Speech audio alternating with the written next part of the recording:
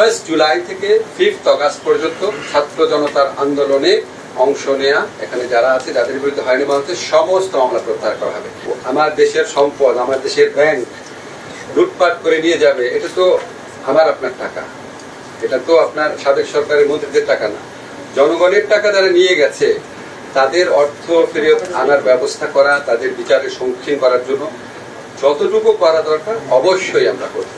শুনে আমরা তো আইন এখন বলছি, আমরা তো অগ্রাধিকার ভিত্তিতে যাব। আপনারা তো জানেন একটা বিচার কার্য কত জটিল বিষয়। আমাদের প্রথম প্রায়োরিটি হচ্ছে জুলাই হত্যাকাণ্ডের বিচার গুরুত্ব। সেকেন্ড প্রায়োরিটি হচ্ছে এই যে আপনাদের গায়েবী মামলা হয়েছিল, অবিশ্বাস্য সব মামলা যেগুলি আপনারা সাংবাদিকরা যেগুলি উদ্ঘাটন করেছেন, আপনারা সাংবাদিকরা প্রমাণ করে দিয়েছেন গায়েবী মামলা আপনাদের রিপোর্টে, কিন্তু আনফরচুনেটলি আমাদের বিচার বিভাগের চোখে পড়ে নাই। কেন করেনি আমি খুব অবাক হতাম। আল্লাহ আমাকে সুযোগ দিয়েছে এটা জানার, চেষ্টা করার জানার।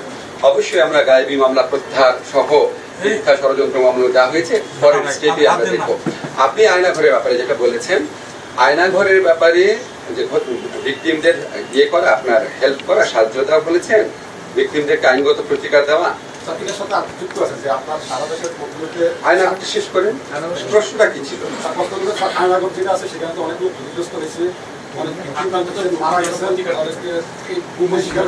শোনেন একটা জিনিস বলি, আয়নাঘরে যারা গুমের শিকার হয়েছেন তাদেরও স্কোপ রয়েছে, তাদেরও আইসিটিতে আসার, ইন্টারন্যাশনাল ক্রাইম ট্রাইব্যুনালে আসার স্কোপ তাদের রয়েছে।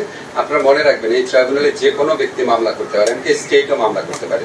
ওনারা এনফোর্স ডিসঅ্যাপিয়ারেন্স বা গুমের মামলা করতে পারে, এবং গুমও আপনার এখানে মানবতা বিরোধী অপরাধে যে ডেফিনেশন আছে সেটার মধ্যে গুম নামক অপরাধও অন্তর্ভুক্ত।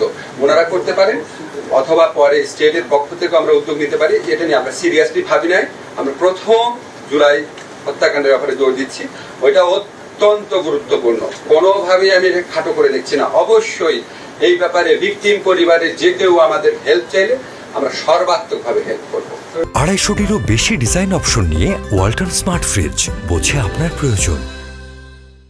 ইন্টেনশন ওয়াইজ যদি বলেন, প্রিন্সিপাল ওয়াইজ যদি বলেন, অবশ্যই আমাদের ইন্টেনশন আছে, আমাদের প্রিন্সিপাল রয়েছে যে কোনো অপরাধে বিচার করব। আমার দেশের সম্পদ, আমার দেশের ব্যাংক লুটপাট করে নিয়ে যাবে, এটা তো আমার আপনার টাকা, এটা তো আপনার সাবেক সরকারের মন্ত্রীদের টাকা না, জনগণের টাকা যারা নিয়ে গেছে তাদের অর্থ ফেরত আনার ব্যবস্থা করা, তাদের বিচারের সম্মুখীন করার জন্য যতটুকু করা দরকার অবশ্যই আমরা করব। মানে সারা দেশে কতগুলা মামলা এই মুহূর্তে আপনাকে বলতে পারছি না, আমাদের ফিগার আছে, আমি তো ইয়ে করে আসি না, সব মামলা, ঠিক আছে, সব মামলা 1 জুলাই থেকে 5 আগস্ট পর্যন্ত ছাত্র জনতার আন্দোলনে অংশ নেয়া এখানে যারা আছে যাদের বিরুদ্ধে হয়রানি মামলা সমস্ত মামলা প্রত্যাহার করা হবে। ঢাকা শহরে আমি আপনাদের কনফার্ম করছি না, যতগুলা মামলা আছে, নাম্বার আছে, সব প্রত্যাহার করা হবে বৃহস্পতিবারের মধ্যে। সারা দেশে সব প্রত্যাহার করা হবে 31 আগস্টের মধ্যে।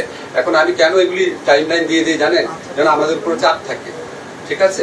এখন হয়তো শেষ পর্যন্ত ফেল করলাম, কিন্তু আমাদের জন্য সবসময় মনে থাকে, পুরা দেশবাসীর কাছে এটা বলেছি, নিজেকে নিজে একটা দায়বদ্ধতার মধ্যে রাখার চেষ্টা করছি। আমি শোনেন,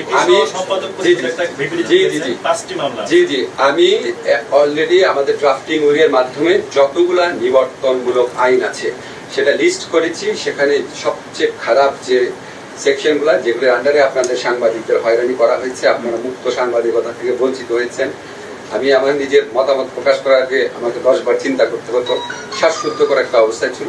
ডেফিনেটলি আমরা এগুলি বাতিল বা সংশোধনে যেটা প্রয়োজন সেটা করবো, একটু সময় লাগবে আমাদের। অবশ্যই আপনারা রাজপথে থেকে আপনারা আমাদের উপর সারাক্ষণ চাপ রাখবেন। সাগররুনি হত্যাকাণ্ডের বিচার না হলে জাতির কাছে আমরা সবাই দায়ী থাকবো। আমি বিশ্বাস করতে পারি না যেরকম একটা ফার্স করা হয়েছে, এরকম একটা নির্মম হত্যাকাণ্ড নিয়ে। অবশ্যই